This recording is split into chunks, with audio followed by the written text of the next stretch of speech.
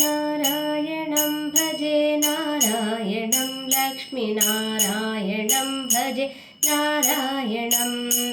नारायणं भजे नारायणं लक्ष्मीनारायणं भजे नारायणम् वृन्दावनस्थितं नारायणं देववृन्दैरभिपूतं नारायणं वृन्दावनस्थितं नारायणं देववृन्दैरभिपूतं नारायणं नारायणं भजे नारायणं लक्ष्मीनारायणं भजे नारायणम्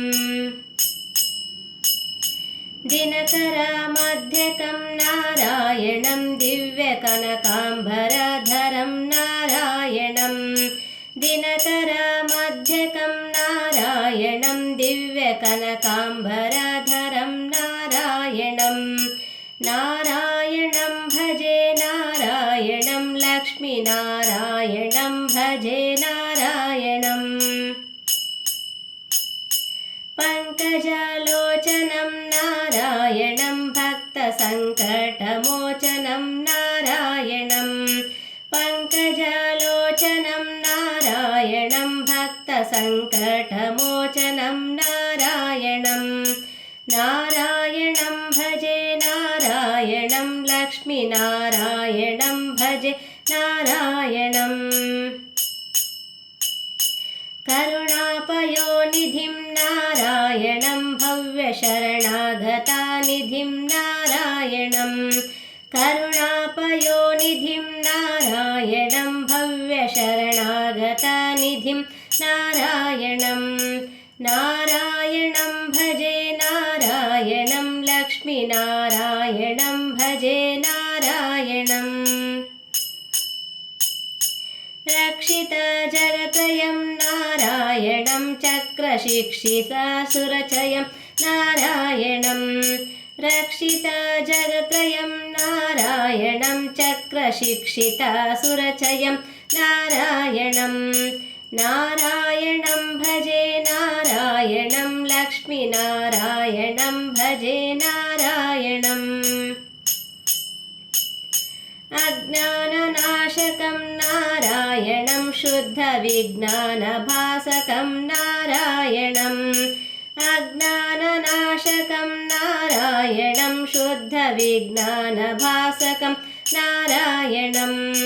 नारायणं भजे नारायणं लक्ष्मीनारायणं भजे नारायणम् श्रीवत्सभूषणं नारायणं नन्दगोवत्सपोषणं नारायणं श्रीवत्सभूषणं नारायणं नन्दगोवत्सपोषणं नारायणं नारायणं भजे नारायणं लक्ष्मीनारायणं भजे नारायणम् शृङ्गारनायकं नारायणं पदगङ्गाविधायकं नारायणं शृङ्गारनायकं नारायणं पदगङ्गाविधायकं नारायणं नारायणं भजे नारायणं लक्ष्मीनारायणं भजे नारायणम् श्रीकण्ठसेवितं नारायणं नित्यवैकुण्ठवासिनं नारायणं श्रीकण्ठसेवितं नारायणं नित्यवैकुण्ठवासिनं नारायणं नारायणं भजे नारायणं लक्ष्मीनारायणं भजे नारायणं नारायणं भजे नारायणं लक्ष्मीनारायणं भजे नारायणं